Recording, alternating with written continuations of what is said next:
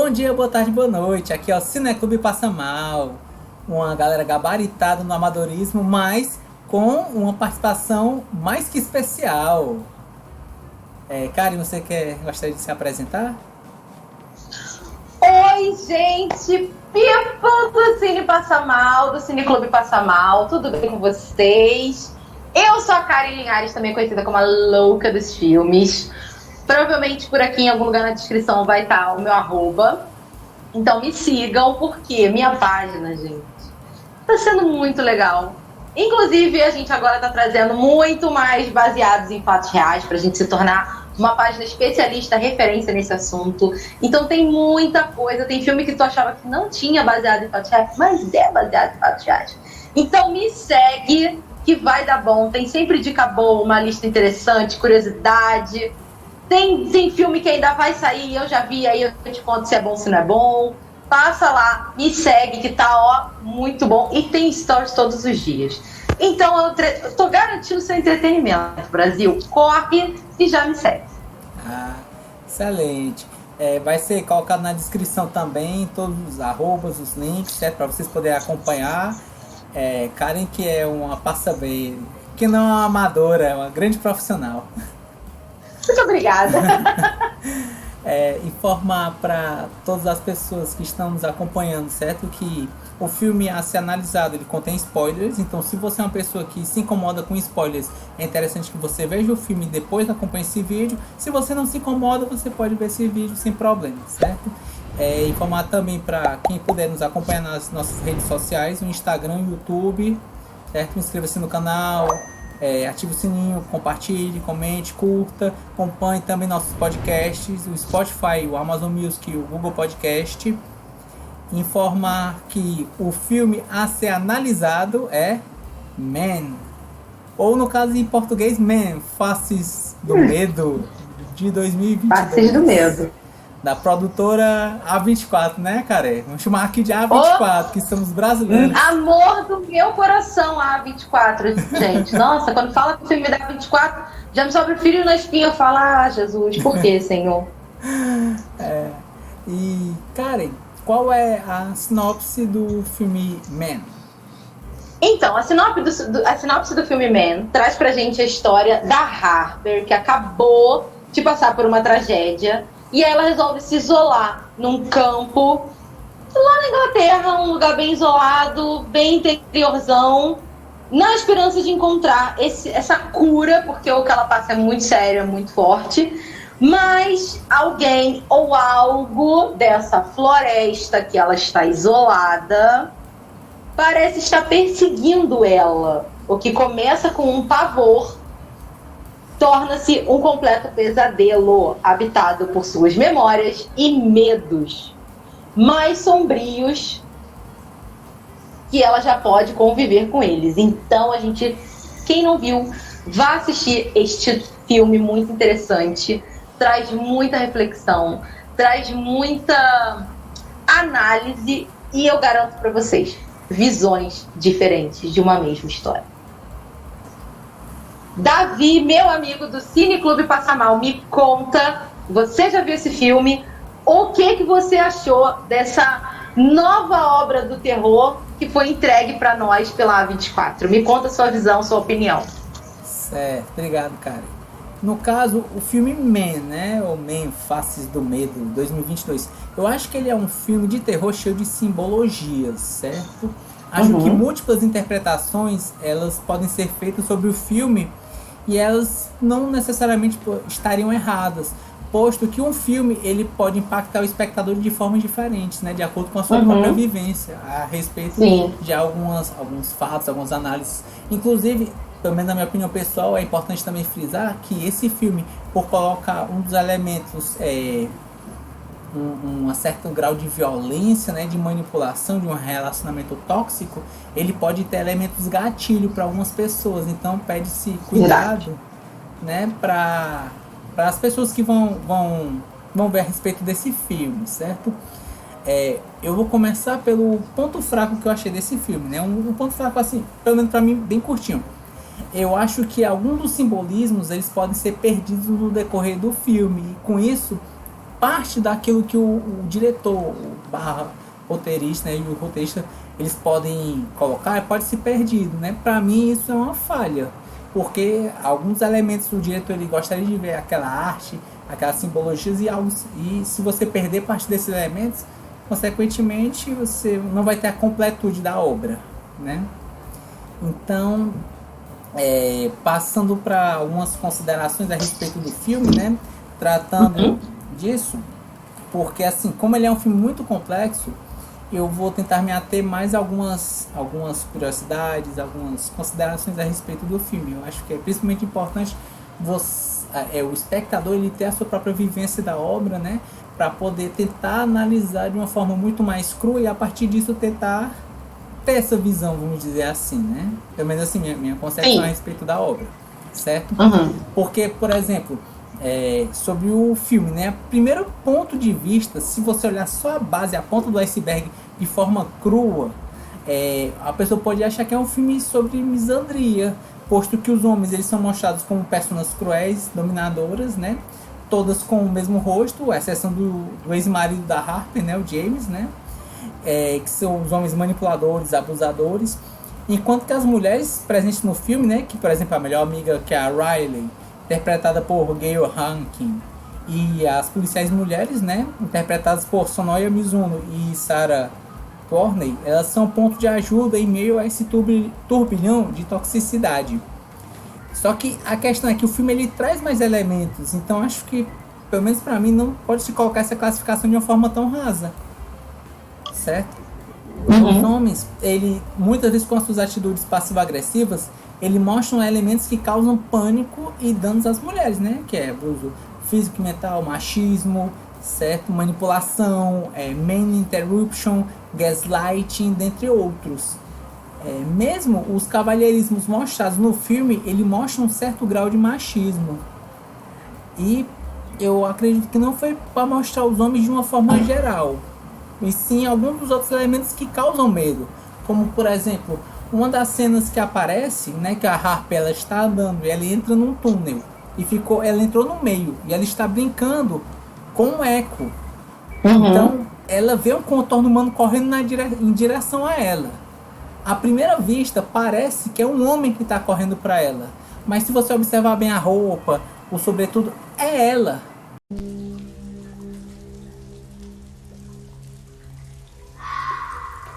Ela vê ela correndo atrás dela. Só que o medo dela é tanto que a própria questão que ele botaria em português, faces do medo, é o medo de você estar sozinho em um canto escuro só e ter alguém indo em sua direção, em um lugar que você não conhece. A produtora, né, a A24, pelo menos pra mim, um dos elementos que eu sempre gosto muito dela é o esmero que ela tem com fotografia e cores. Por exemplo, nas cenas que tem um passado traumático da Harper, né, interpretada magistralmente pela Jessie Buckley, nós vemos tons amarelados, né, que remetem à nostalgia, certo? James. Na procura por uma renovação, em contato maior com a natureza, na zona rural inglesa, a gente vê uma coloração mais verde, né, misturado com uma alta iluminação. Só que conforme a gente vai abordando mais situações passivo-agressivas que a Harper vai sofrendo, a gente vê uma baixa da iluminação e uma cor rosa predominante nas roupas dela, né? Um rosa quase monotônico. E Sim. Na teoria das cores, né, o rosa, ele, fora a livre associação que as pessoas fazem com o feminino, ele tem uma composição de cores opostas, que muitas vezes representam simbolicamente a união da força e da inteligência, o fogo e da calma, da atividade e da passividade. Em outras palavras, o rosa está associado às sensibilidades e às virtudes do meio termo. E fora isso, existem essas são algumas das camadas que a gente pode observar de uma forma geral, né? Eu falei da A24, abordagens que a gente vê de uma forma externa, trazendo aquela bagagem que a gente tem, né? Sim. Outros elementos, por exemplo, que a gente pode trazer é próximo do início do filme, que é a cena inicial da Harper na cidade, né? Ela tira a maçã, morde a maçã, que é uma analogia ao Jardim do Éden, né? Isso aí na Bíblia, né? Agora, vamos trazer alguns elementos, assim, pelo menos trazer uns elementos que é trivia, assim, que é aquelas que você investiga que é mais complicado, né? Por exemplo, os dentes de leão, que são apresentados no filme. No caso, ele tem eles se reproduzem assexuadamente, tem um processo chamado paternogênese. O que é que isso significa, né? Que eles normalmente são clones, todos clones de uma espécie inicial. Isso no caso, é uma pista da natureza dos homens da vila, que todos são interpretados pelo mesmo cara, né? Que é o ator, o Rory Kinnear. Vou te fazer um parêntese aqui. É muito interessante isso que você está falando do dente de leão, porque se a gente, o interessante da A24 é isso, né? Você tem que ir além do que o filme te entrega para você conseguir entender o que o filme está te passando. Não é um filme que você senta, assiste, passou um tempo e acabou. Você tem que pesquisar, porque há muitos detalhes, muitos símbolos, muitos significados nos pequenos detalhes dentro de um filme da A24. Isso é muito interessante. Pode continuar. Obrigado. No caso, um outro elemento que aparece no filme é que em um recipiente no qual tem água benta, tem duas imagens, certo? Na parte da frente tem o quê? Um homem-sol. No caso, esse homem, né, com a face em formato de sol, ele é uma representação celta do homem verde, né? Que no caso, que ele aparece também, né, em outro elemento, né, ele nu, né, com a questão das folhas, né? Ele é uma representação celta do renascimento, que é algo que a Harper procura, né? E atrás tem uma simbologia de uma mulher nua com as partes íntimas expostas.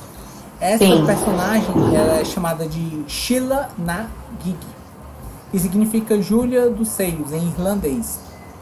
Existem algumas teorias a respeito do elemento que é colocado nessa simbologia, né, da Sheila na Gig, que no caso, quais algumas simbologias?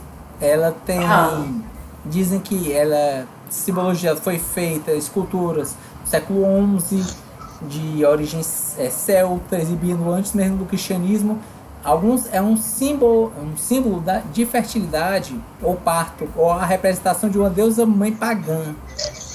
Sim. Só que também tem tempos posteriores, né? Ele pode ser usado como advertência religiosa contra a luxúria pecaminosa ou para afastar os maus espíritos. E também, para algumas visões modernas, ela é considerada um símbolo de empoderamento feminista. Sim. Inclusive, ela foi amplamente usado durante o referendo irlandês sobre o aborto em 2018. Então, mais uma vez a A24 com seus filmes cheios de simbolismos que a gente tem que procurar. Não, a A24 sempre bota umas coisas assim que você tem que pesquisar para entender. E falando novamente a respeito do Homem Verde, né, que ele aparece, né, conforme você vai vendo o cara na natureza, ele ficando mais machucado, mais árvores e o rosto todo verde. Ele também é muitas vezes relacionado à divindade da natureza vegetal em diferentes culturas. E, como dito anteriormente, né, um símbolo de renascimento, é representado o ciclo de crescimento a cada primavera. E isso, inclusive, mostra, pelo menos para mim, na minha concepção, a cena dos partos, que é uma cena extremamente forte, né? Que dá luz, que dá luz. Aquela cena não dá para não dá para comer alguma coisa assistindo. E eu cometi esse erro.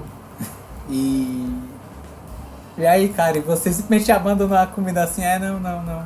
Vai. Não, demorei um tempo pra fazer aquele misto quente. Tava comendo. Que isso? Não. No caso, próximo à cena final, né, antes dos letreiros, no qual ela dialoga com o ex-marido, né, que tá morto, o James. Sim. Eu confesso que eu fiquei bem confuso com a cena final. O que significava aquela cena dela parar, olhar pra frente, né? Então, eu pesquisando mais a respeito, eu gostei da interpretação da própria atriz, que é a Jessie Buckley. Ela falou o que ela achava da cena, né? Ela, nas palavras dela, ela falou: eu acho que ela mostrou um acordo com o tipo de monstros dentro de si e monstros fora de si mesma. E para conhecê-los e para eles se conhecerem. Não segue o por exemplo, o tropo do dragão, onde a donzela em perigo mata o dragão. Uhum. Ela conhece o dragão e ela veio aprender alguma coisa. Certo? Então, assim, o Rory Kinnear, né, que ele interpreta os homens, ele também acrescentou a respeito da opinião dele, dizendo que o filme ele sinaliza tanto com trauma quanto com tristeza, essa sensação que ela nunca vai embora, encontrar uma maneira de lidar com isso para que a dor se torne uma dor redentora ou uma dor que existe positivamente em sua vida. Porque existem diferentes gatilhos, particularmente pós-trauma, para os quais você não pode estar preparado e que assumem formas diferentes.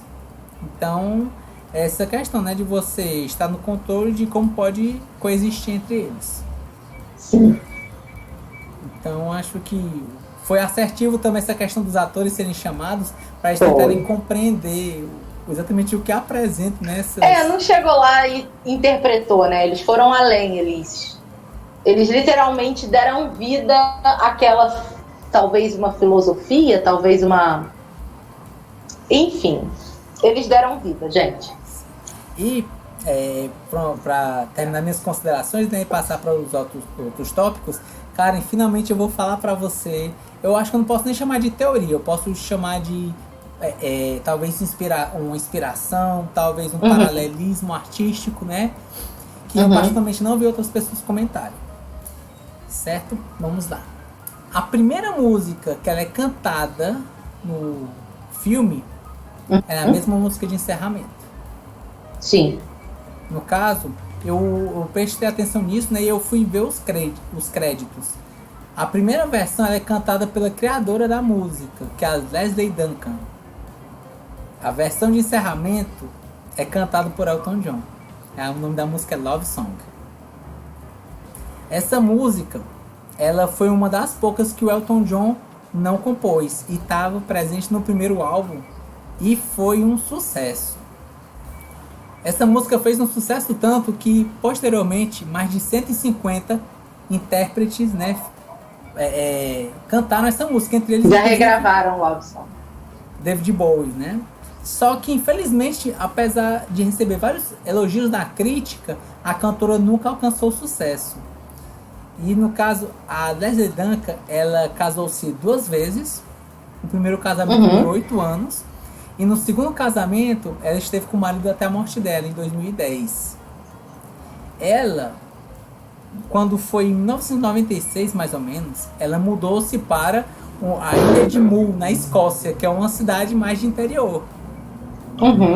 E, detalhe, ela, quando se mudou, a maioria dos moradores passou a conhecer como uma jardineira alegre, sem saber nada da carreira musical anterior dela.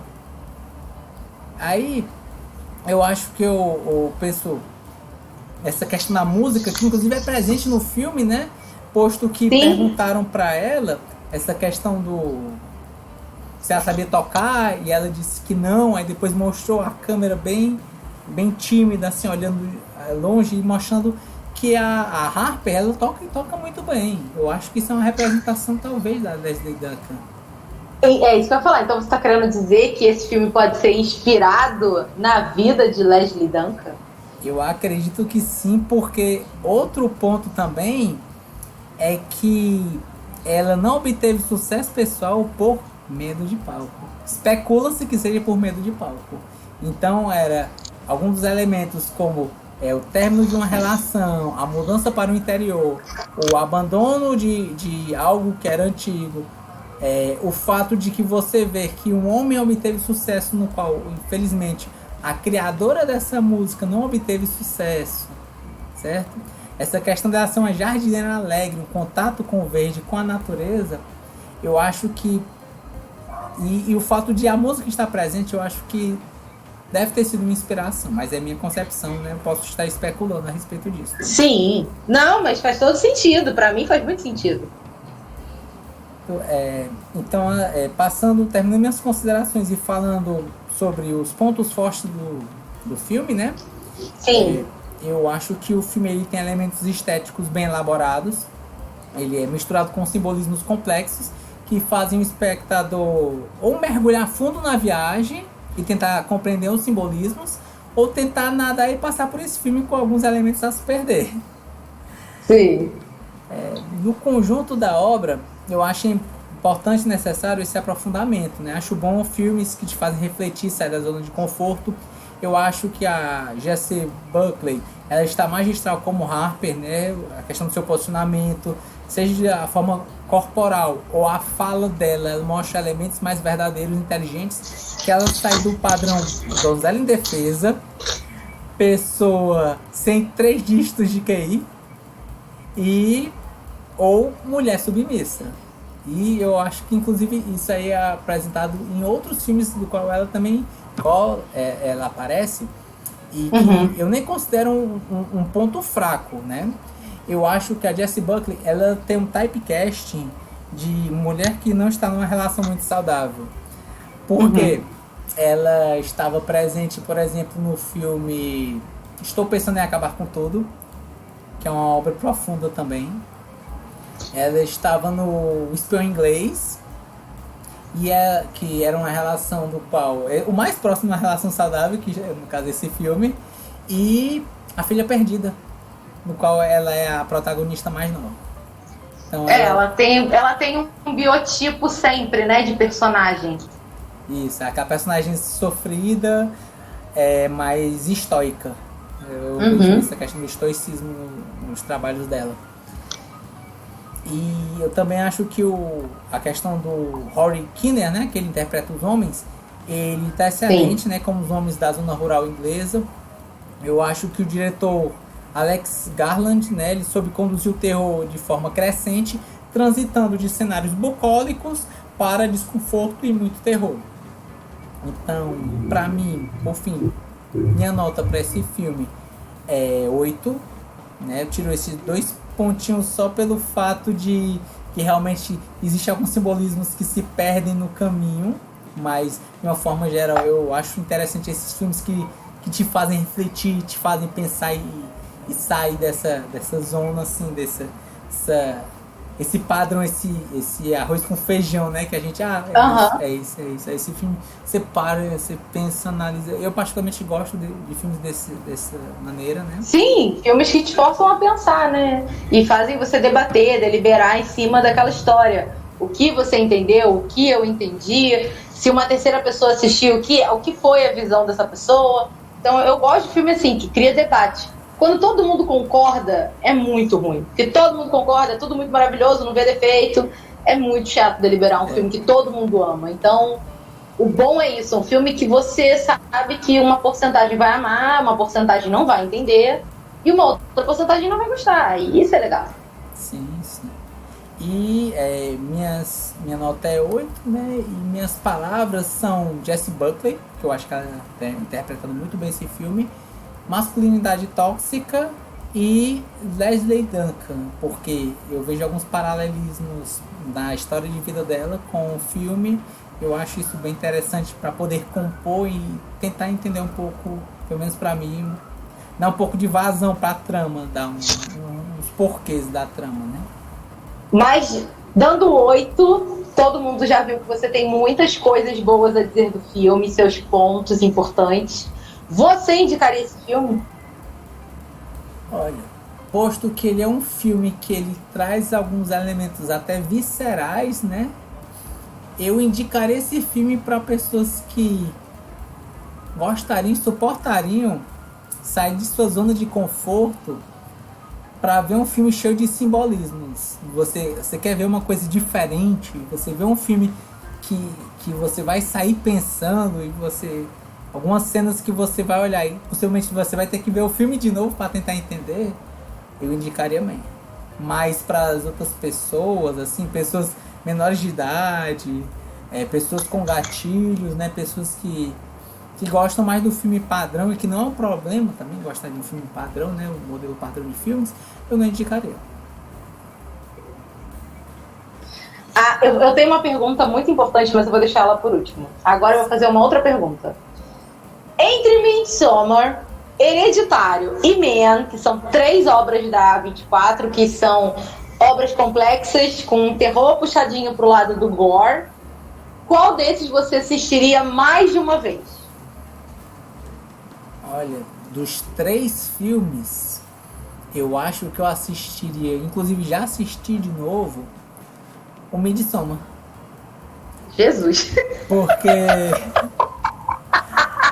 porque o Midsommar, eu já chegava em um organograma, que eu particularmente achei engraçado, que era, acho que era os 10, 20 primeiros minutos, minha nossa, que filme triste, que filme, nossa, é sofrimento atrás de sofrimento, você fica angustiado, você fica sufocado, e aí ele vai acalmando, e ele vai baixando a guarda do espectador ao ponto de você quase dormir, porque é muito bucólico.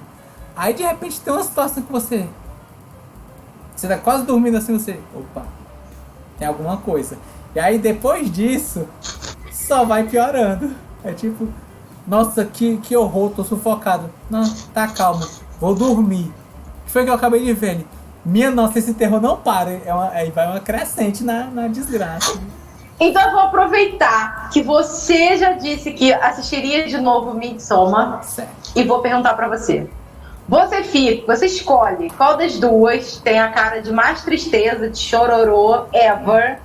Nossa querida Florence Pug, que é a Florença, gente. Todo mundo sabe que é a Florença, que tá ganhando aí o coração de todo mundo. Ou a Jess, que é a protagonista, né?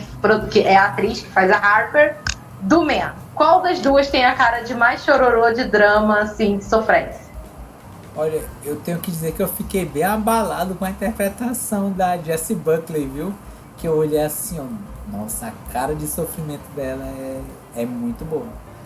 Mas eu acho que eu ainda vou ficar com a Florence Pug, porque Midsommar, o choro dela é aquele choro que você se sente mal por ela. Você olha assim, me deixa ser o seu amigo.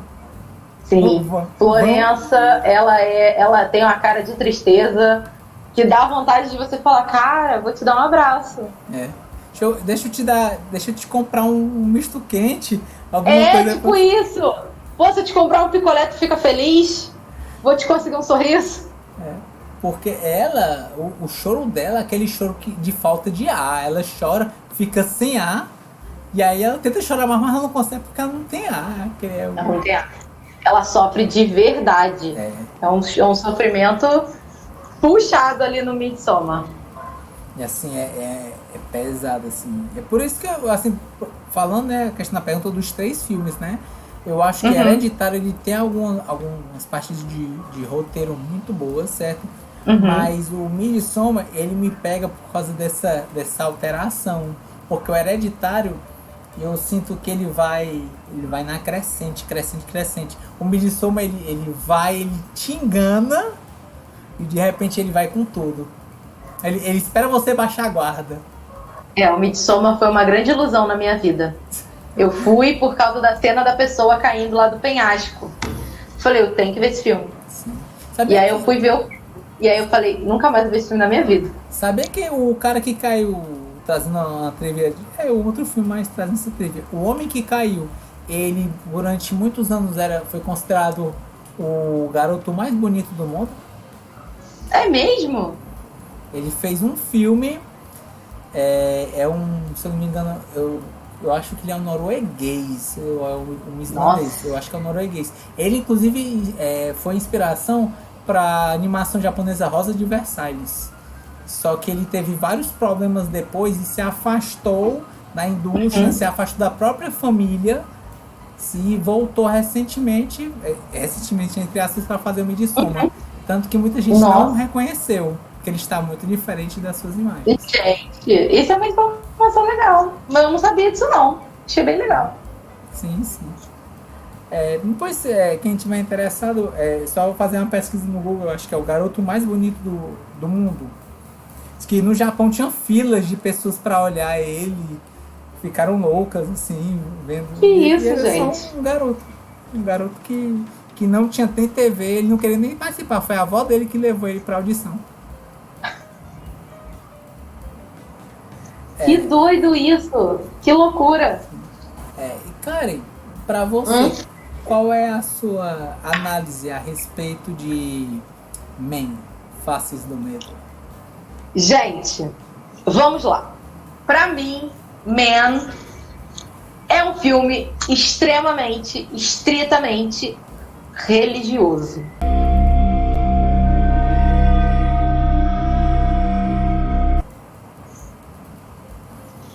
Existe o machismo, ou a misoginia ali nele? Existe. Só que está explícito essa parte. Toda essa parte está explícita. Todos esses detalhes que você citou no início da sua análise, eles estão presentes, eles são óbvios. E o que pra mim estava muito subtendido é essa parte da religião, porque o filme inteiro, para quem não entendeu, assim, não tô dizendo que as pessoas não entenderam, tá, gente? Foi o que eu entendi. Ele nada mais é do que a própria Harper. A Harper é o filme. Vou explicar por quê. O filme começa com a Harper querendo se isolar, porque ela acabou de sofrer um luto, ela perdeu o marido. Marido abusivo, tá? Uma pessoa que vive um relacionamento abusivo, ela é dependente ao extremo daquela pessoa que abusa dela. E era o caso da Harper. Então, quando aquele marido morre, ela meio que morre junto, sabe? Ela morre junto com ele. Então, ela tá naquele limbo emocional que ela precisa se encontrar. Ela precisa se achar. E é esse o ponto com a amiga, sabe? A amiga, até tanto que a amiga dela passa o filme inteiro aparecendo só por celular. A amiga é aquele ponto de razão que busca a Harper desse limbo emocional. Então a Harper se isola. E todo aquele ambiente, porque é muito louco aquele vilarejo, porque não tem mais ninguém ali a não ser a Harper e os homens que vão aparecendo aleatoriamente, que são o mesmo cara. Então, pra mim, tudo aquilo ali é a cabeça da Harper. É o interior da mente da Harper, tá?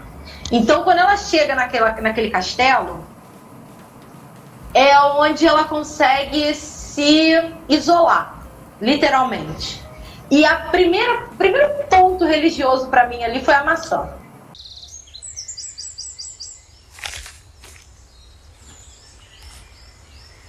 Que eu já falei, pronto, lá vem. E todo aquele ambiente é como se a alma dela, gente, é tudo muito num sentido figurado. É como se a alma dela tivesse chego no paraíso. Tipo, eu tô no paraíso, então eu vou comer uma maçã, aqui é muito perfeito, aqui é muito lindo. Ela vaga por aquela floresta, vai na caverna e começa a ver o homem natureza lá, o homem verde. E você começa a questionar. É o maluco do vilarejo? Porque todo vilarejo estranho tem um maluco.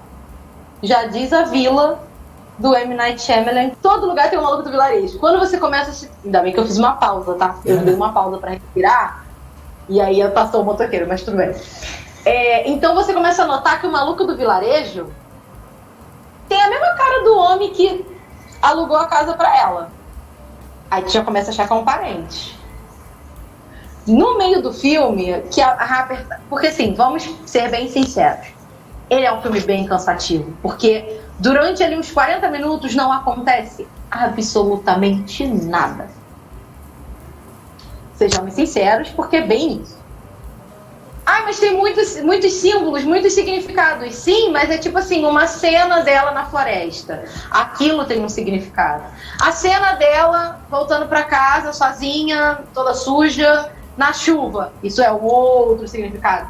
Então são muitas coisas. Isso tudo pra mim é um trabalho da alma dela, de estar sozinha, de estar naquele momento triste. Então pra mim a chuva representa toda a tristeza, porque quando a gente diz que a gente tá chorando por dentro, sabe? Então pra mim esse é o significado daquela chuva, porque ela tá sozinha e a única coisa que ela consegue pensar é nesse marido. E o filme traz muito isso. Do nada tem uns flashes desse passado deles dois, da conversa, do divórcio. Então o filme, aí você, né, ela fica ali naquele bar, que aí começa a aparecer o delegado, que é a cara, é todo mundo a mesma cara, gente. Sim. Aí ela entrou uma criança, aquela criança me deu um pouco de esperança. Eu falei, entrou uma criança, essa criança tem pacto, vai vir um exorcismo aí. Morri na praia, Brasil. Morri na praia porque a criança veio, fez uma operação e foi embora. Quando a Harper chega na igreja, isso aí, e eu mantenho, como ele é um filme muito lento, Você tem muito desse momento da Harper afundada nesse limbo emocional, em busca de alguma coisa, em busca de uma luz. E como todo mundo que está nessa busca por uma luz, a primeira coisa que faz é catar uma igreja, catar algo religioso, e foi o que ela fez.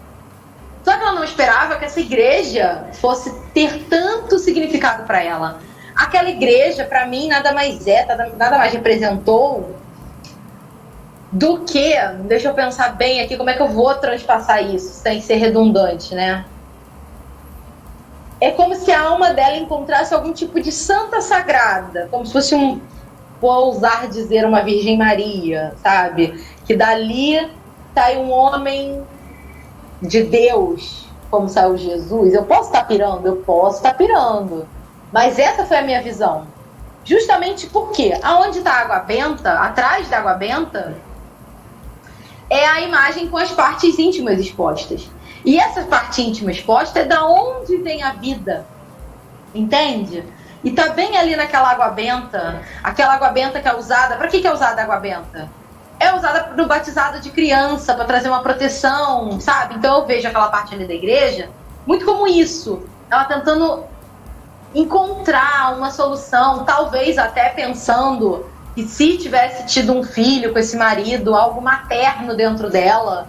Eu acho que eu vou mais para esse pensamento, entende? Mas eu entendo que é esse o caminho religioso dela.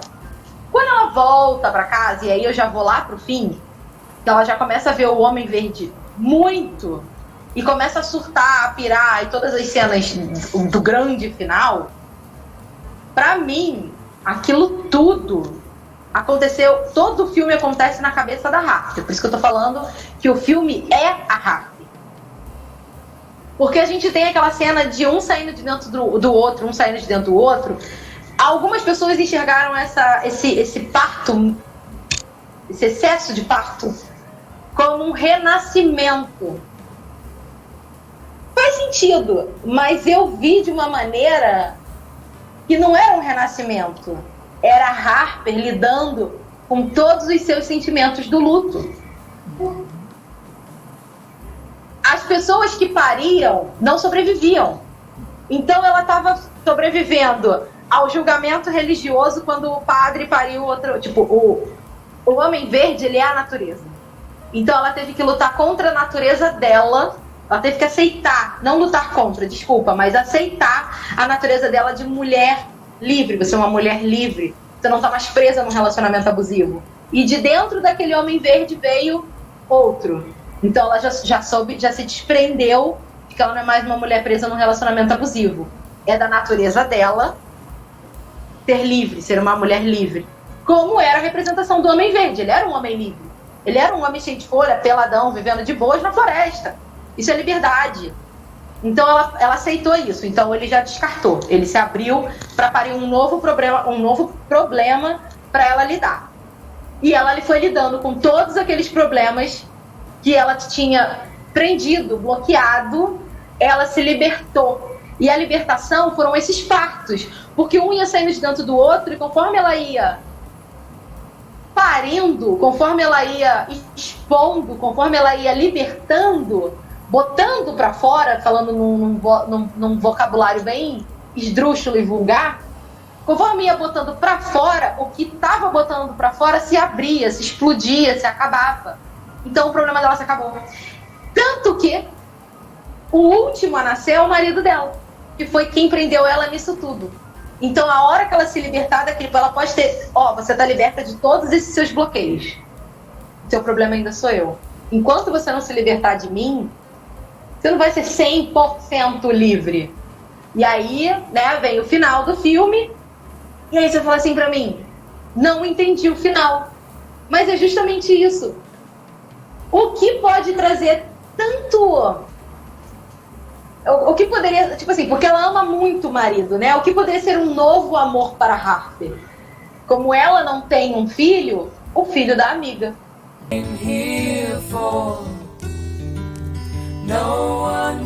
Então ela vai se desprender. Essa é uma interpretação minha, tá, gente? Eu posso estar muito doida, muito pirada, mas foi o que eu entendi. Então ela vai se desprender do amor daquele marido porque ela vai ter uma criança para amar, mesmo que não seja dela. A mulher é tão amiga dela que a gente deduz que ela vai ser uma madrinha, uma tia próxima, uma criança que ela vai cuidar, que ela vai amar. Então, na hora que a amiga aparece barriguda, a salvação da Harper tá ali. É naquela gravidez, é naquela criança que ela não vai mais pensar no marido, que ela não vai, porque ela vai transferir o amor. Entende? Ela vai deixar de remoer aquele amor por aquele marido falecido e vai jogar naquela criança. Ela vai amar aquela criança, ela vai proteger aquela criança, ela vai cuidar daquela criança. Então, pra mim, é todo esse o significado do Man, sabe? Ela foi lá, enfrentou os medos dela e todos os medos dela foram se botando pra fora, um depois do outro, um depois do outro, um depois do outro, e se acabando, se destruindo ali mesmo. Ela teve que lidar com todos eles. Eu fiz sentido pra você? Karen, é como se eu estivesse vendo o Código da Vinci agora. Realmente, eu acho que sim, faz muito sentido, assim. Faz. Inclusive, algumas das arestas que eu tava vendo no filme, eu acho que elas podem sim ser completadas nesse aspecto que você falou, né, dos simbolismos.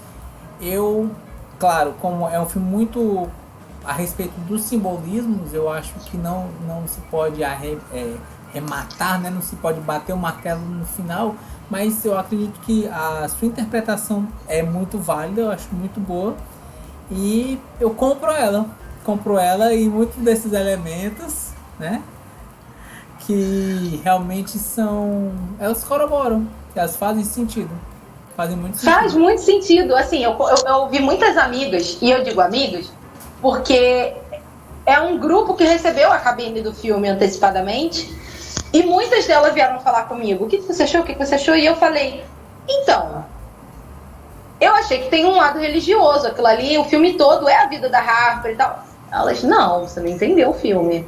O filme não é sobre isso, o filme é sobre machismo, é sobre como a mulher é oprimida e tal. Eu falei, gente, mas o filme vai além. O filme vai muito além desse assunto. Esse assunto, ele é bem óbvio o filme inteiro. Ele é sobre ela ser oprimida pela sociedade o tempo todo, sabe? Pelo cara que aluga a casa pra ela. Por quê? Porque uma mulher sozinha vai alugar essa casa? Ele é do interior da Inglaterra, a gente tem que pensar que ele é extremamente retrógrado. Então, para ele não é comum fechar uma compra, fechar um negócio com uma mulher. Então já começou aí esse julgamento social. E aí vem o padre, e aí vem o delegado, e aí vem o pessoal do bar, e não sei o quê. Então, assim, isso já é muito óbvio. Mas o simbolismo do filme é todo religioso. É toda uma busca da Harper para se libertar, se reencontrar, se reconectar com ela mesma. Uma mulher de relacionamento abusivo, ela se esquece como pessoa.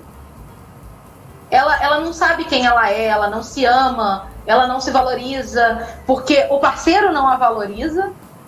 E sem aquele amor que ela acredita do parceiro para ela não consegue viver. Ela não sabe viver sem aquela pessoa, porque ela vive em prol daquela pessoa. O mundo de uma mulher abusada, né, uma mulher que sofre um relacionamento abusivo, é aquele parceiro.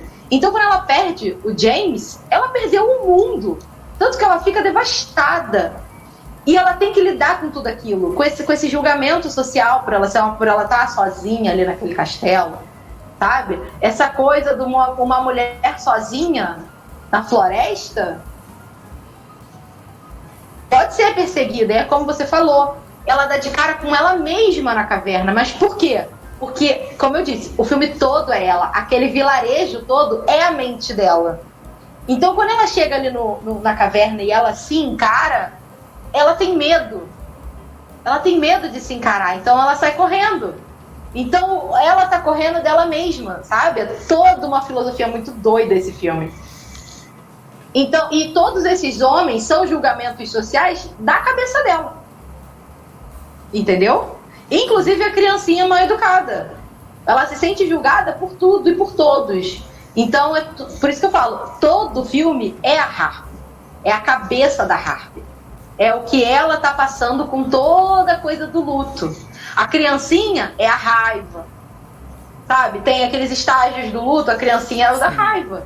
E ao longo você vai vendo que todo homem que vem, que julga ela, é uma criação da mente dela, é um dos cinco sinais, cinco sentimentos, 5 estágios, né, do luto. 5 estágios. Cada homem é um estágio do luto, porque ela precisa voltar a ser a Harper, sabe? Diante do James. A amiga fala sobre isso, inclusive. Outro ponto interessante. Por que o celular dela nunca pega? Justamente, você é repetitiva. Porque tudo que está acontecendo é na cabeça dela. Ela não consegue falar para a amiga como estar naquela situação. É muito difícil. Ela precisa se encontrar, ela precisa se entender, ela precisa voltar a se amar, ter o amor próprio. E vou ser repetitiva de novo, ser livre. Por que a maçã? Sabe? A maçã... mas Karen, não tem nada a ver. A maçã condenou Adão e Eva a botar roupa, não sei o que, tirou a liberdade deles. Por isso que é meio que tá fazendo a função contrária ali, sabe?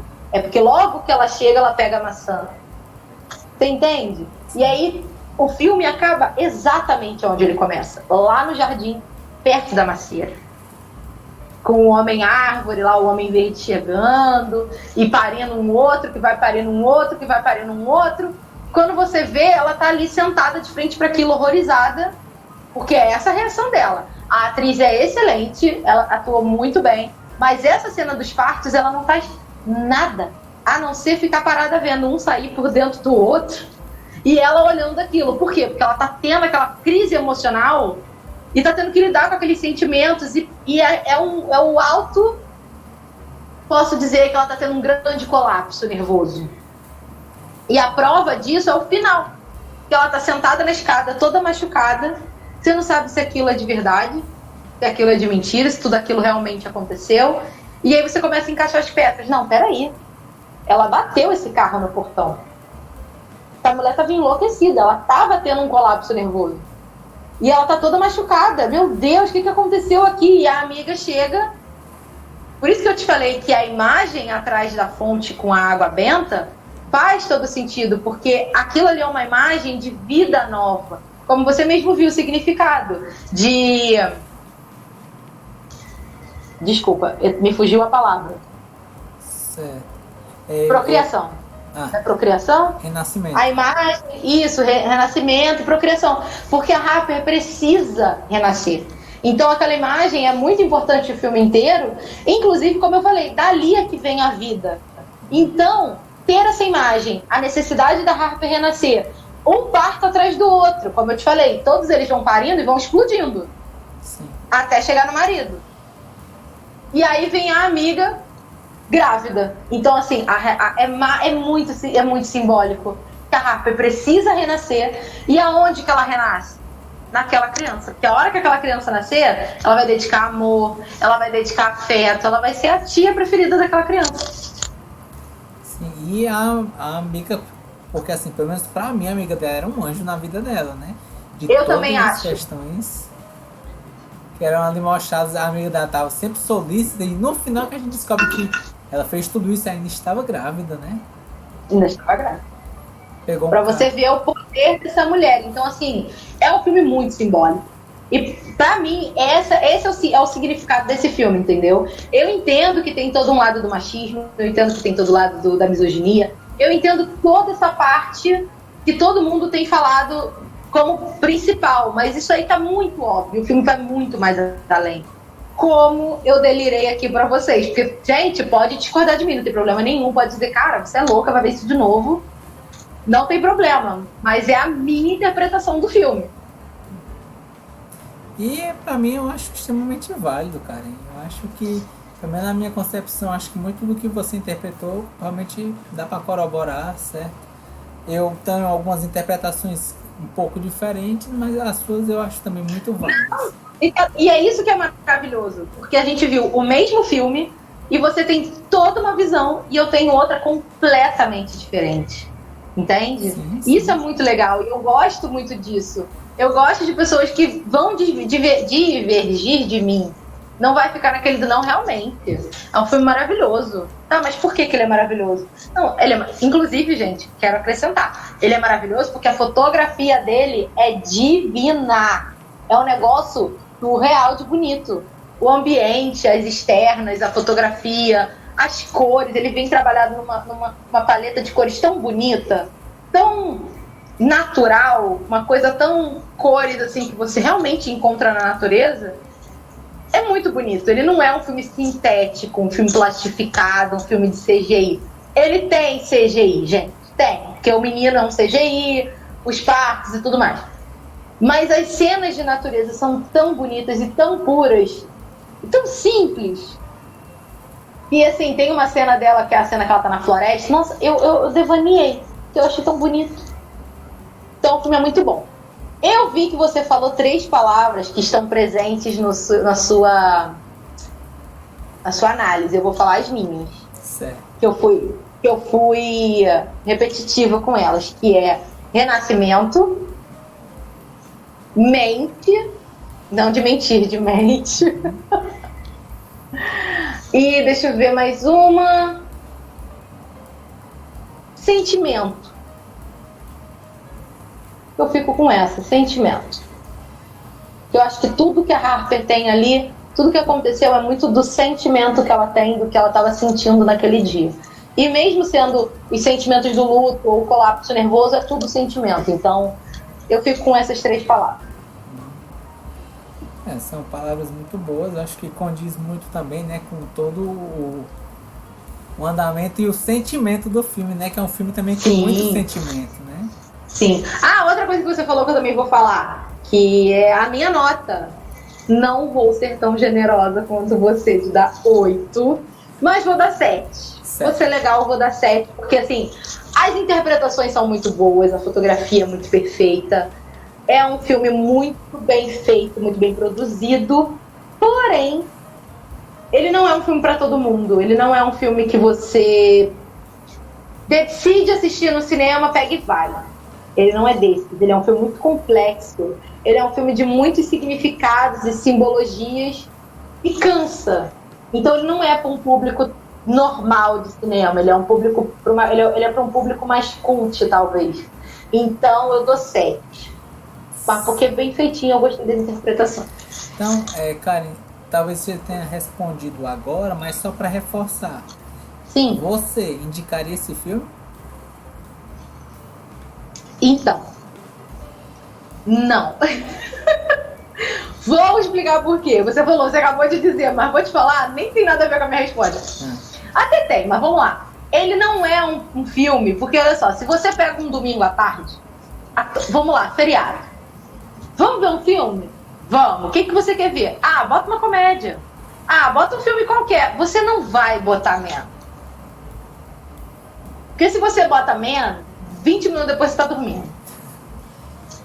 Então não é um filme pra você ver aleatório.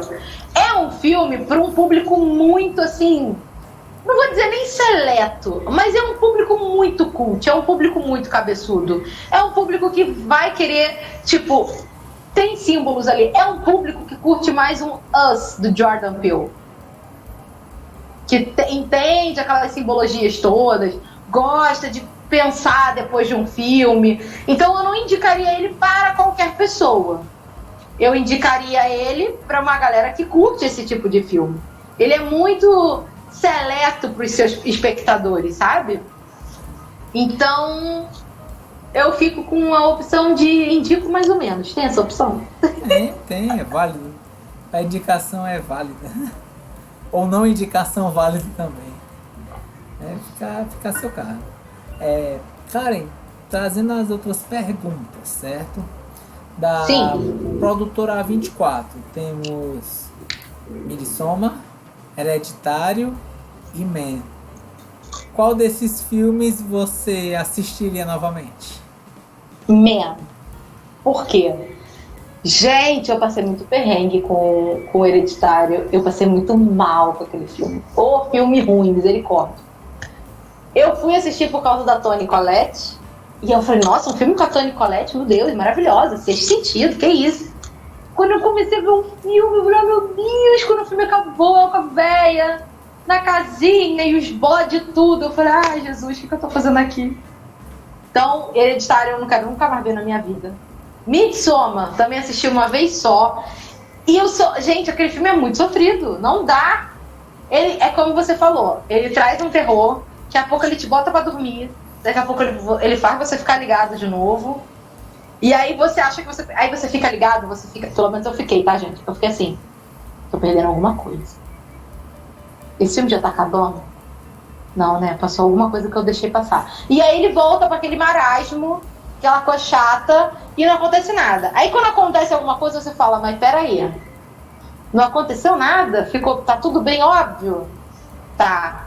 Então tá. Tem algum sinal ali? Não tem sinal nenhum. E quando você vai ver, acabou o filme, você foi feito de trouxa.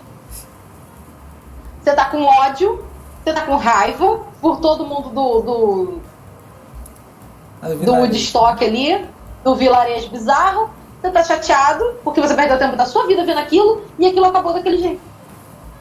Eu falei, meu Deus, não acredito. E aí você fala, tá, mas será que eu perdi alguma coisa? Não, não perdi nada, eu prestei atenção. É realmente isso aí, é isso.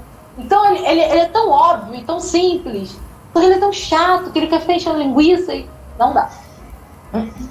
Então eu assistiria Man, se eu tivesse que ver de novo, eu assistiria Man, por ser um filme tão interessante de se assistir. E Karen, no caso, não sei se você concorda comigo, você acha que essa é uma das obras do Vilarejo Verso? Ah, com certeza! Com certeza! Não, assim, a A24, adoro o vilarejo, gente. É o vilarejo da bruxa, que eu tenho a teoria.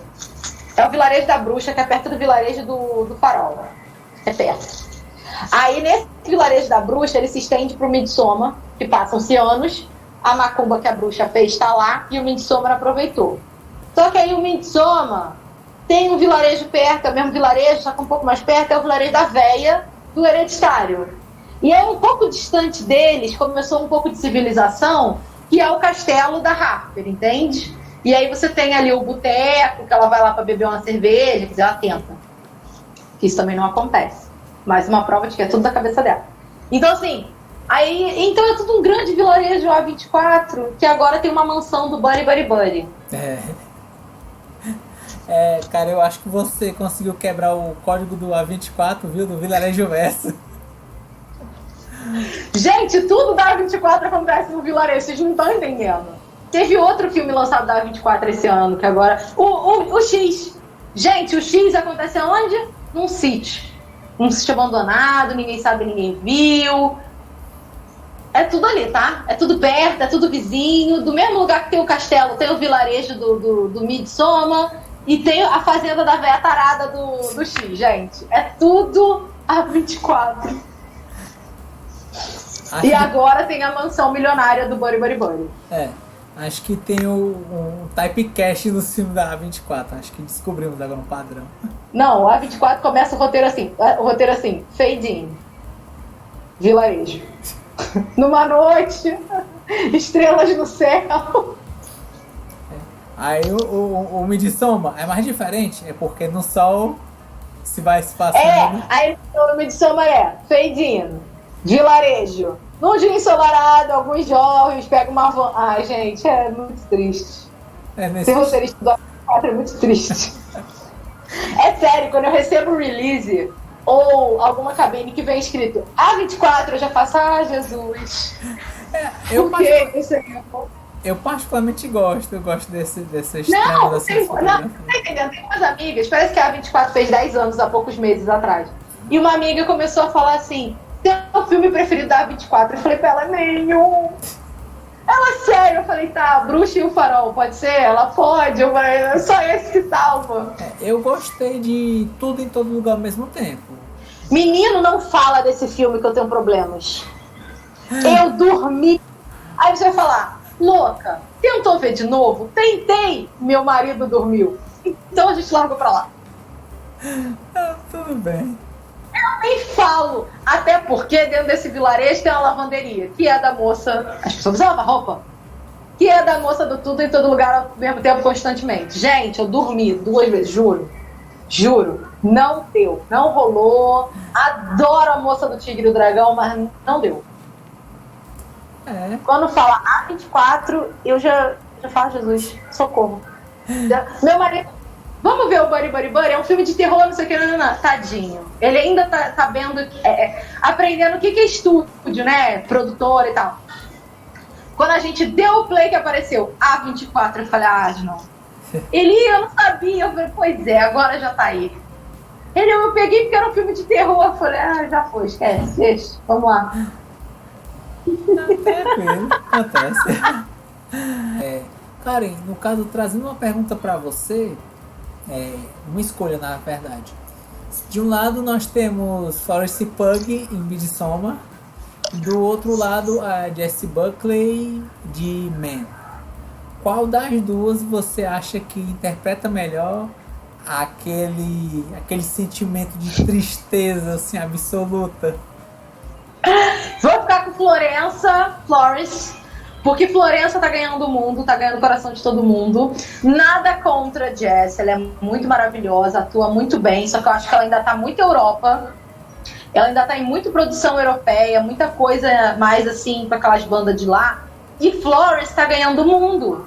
E Florence, Brasil, tá ganhando o mundo com suas lágrimas, porque ela chora em Midsommar e repete o chororô em Não Se Preocupe, Querida. Então é esse chororô que faz sucesso. Então a gente quer Florença, que eu chamo ela de Florença. Queremos Florença chorando mais vezes pra dar bilheteria pra gente. Não, gosto muito da Florença chorando. Eu acho que o sofrimento da Florença em Midsommar é muita dor, sabe? E o choro da Jess na Harper é um choro de sofrimento, mas também é um choro de desespero. O da Florença é de dor mesmo. Você sente aquilo. Você sente uma empatia. Você fica tipo... É só uma interpretação. Calma aí, cara. Não sofre tanto. E ela sofre de verdade. É como se estivesse matando ela. O da Harper é mais um sofrimento de drama mesmo. De sentimento, de tristeza. É aquele que a gente tá acostumado. O da Florence, não. Da Florence é um negócio interno, profundo, assim. Perder um parente. É um negócio sério ali.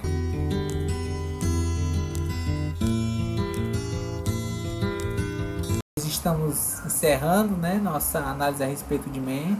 Informar que, segundo a média, né, nota final no filme ficou 7,5, certo? É uma nota, dá pra passar de ano, Reforça novamente para acompanhar nossas redes sociais, né, o Instagram, YouTube, inscreva-se, ative o sininho, certo? Comente, compartilhe. Acompanha nosso podcast, Spotify, Amazon Music ou Google Podcast. Karen, você quer dar a sua mão aí, se você quiser fazer alguma divulgação? Gente, eu quero agradecer pelo convite, muito obrigada. Pode me convidar mais vezes que eu venho, eu gosto muito de participar.